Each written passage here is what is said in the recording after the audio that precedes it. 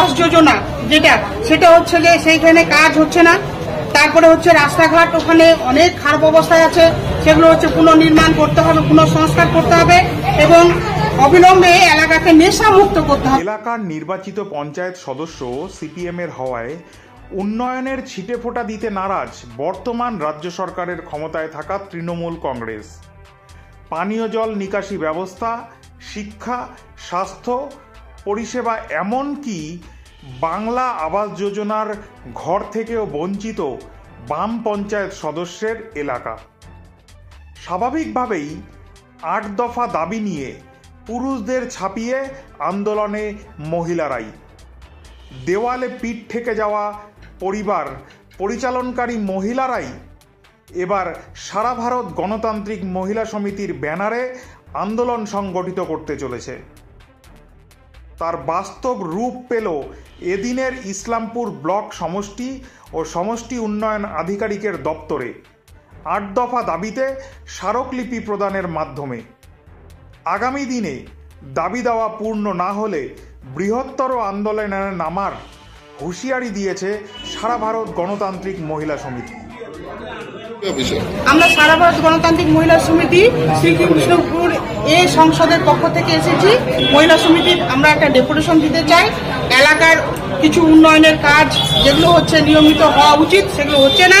যেমন স্থানীয় এলাকায় বাংলা আবাস যোজনা যেটা সেটা হচ্ছে যে সেইখানে কাজ হচ্ছে না।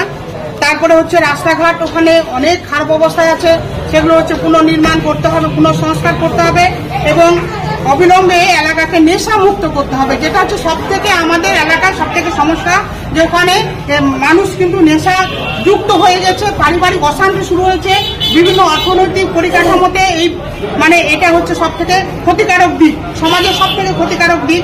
সেই নেশা মুক্ত করতে হবে এবং পর্যাপ্ত পরিমাণে পথে এই যে বাতি লাইট দেওয়া হয়, যে সেই লাইটটা নাই, অন্ধকার, বিভিন্ন এলাকা অন্ধকার হয়ে আছে, সেখানে বিভিন্ন সামাজিক অকর্ম কুকর্মগুলো হয়, সেগুলো যাতে না হয় তার জন্য আজকে ডেপুটেশন। আর হচ্ছে আমাদের সেই এলাকার স্বাস্থ্য কেন্দ্রের যে অবস্থা খুব খারাপ অবস্থা আছে, সেই স্বাস্থ্য কেন্দ্রের উন্নয়ন লাগবে আমাদের। পানীয় জলের ব্যবস্থা ওখানে খুব খারাপ অবস্থায় আছে, পানীয় জলের ব্যবস্থা। এবং আপনারা জানেন গতকালকে একটা রায় বেরিয়েছে, সেটা হচ্ছে শিক্ষক হচ্ছে এসএসসি শিক্ষক বাতিল হয়েছে, শিক্ষকদের বাতিল করছে, কিন্তু আমরা দেখছি বিভিন্ন বিদ্যালয়গুলোতে শিক্ষকের অভাবে সঠিকভাবে শিক্ষা ব্যবস্থা চলছে না। সেই জন্য আমরা বলছি স্কুলগুলোতে দ্রুত শিক্ষক নিয়োগ করতে হবে।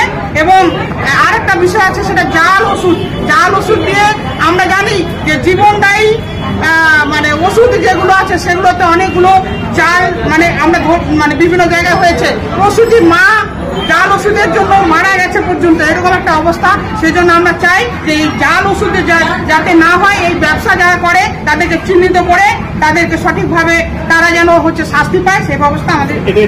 কোন এলাকার কথা বলছেন? এটা শ্রীকৃষ্ণপুর সংসদের।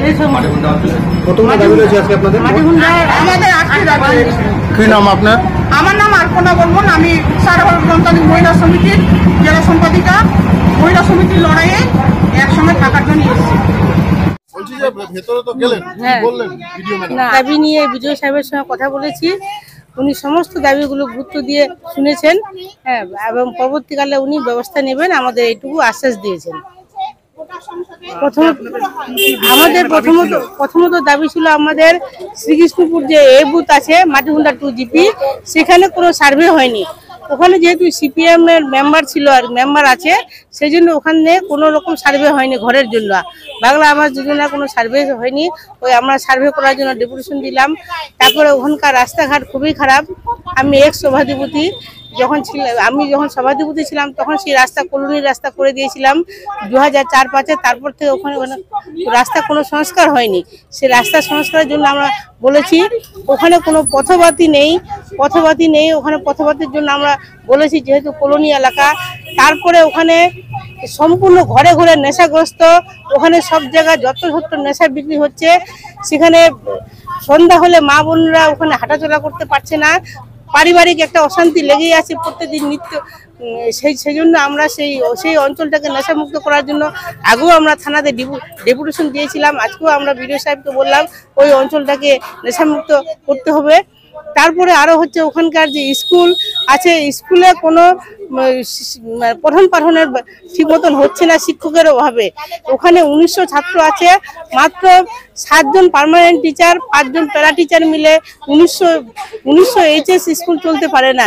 সেই জন্য আমরা অবিলম্বে যেন টিচার নিয়োগ হয় তার আমরা বলেছি। কারণ আপনারা জানেন যে 2016 যে প্যানেলটা আছে পুরোটাই বাতিল হয়ে গেছে। সেজন্য ওই স্কুলে শিক্ষক নেই, সেজন্য আমরা বলছি দ্রুত শিক্ষক নিয়োগ করতে। তারপরে ওখানকার যে বিপিসি আছে সেখানে একটা জ্বরের ওষুধ অবধি পাওয়া যায় না। সেখানে নিয়মিত যারা ওখানকার যে যারা ওখানে নিয়োগ আছে আর কি, তারা নিয়মিত ওখানে যায় না আর কি। হ্যাঁ, ওখানে সেই জন্য আমরা বলছি যে বিপিএসসিটা যেন নিয়মিতভাবে খোলে এবং ছোটো মোটো যেরকম জ্বর সর্দি কাশির ওষুধগুলো যেন সেখানে পাওয়া যায় আমরা বলেছি। তারপরে ওখানকার যে পানীয় জলের ব্যবস্থা নেই, সব জায়গায় পানীয় জলের ব্যবস্থা হচ্ছে কিন্তু ওখানে পাইপলাইন ওয়াটার নেই। কারণ যেহেতু ওখানে সিপিএম এর মেম্বার আছে, ওখানে কোনো রকম কাজকর্ম হচ্ছে না। সেই জন্য বিডিও সাহেব বললেন আমি বিষয়টি দেখব। হ্যাঁ, উনি বিষয়টি গুরুত্ব সহকারে দেখতে চেয়েছেন, আশ্বাস দিয়েছেন। আমার নাম জ্যোৎস্না রানী সিনহা, আমি এর সভাধিপতি উত্তর দিনাজপুর জেলা পরিষদ।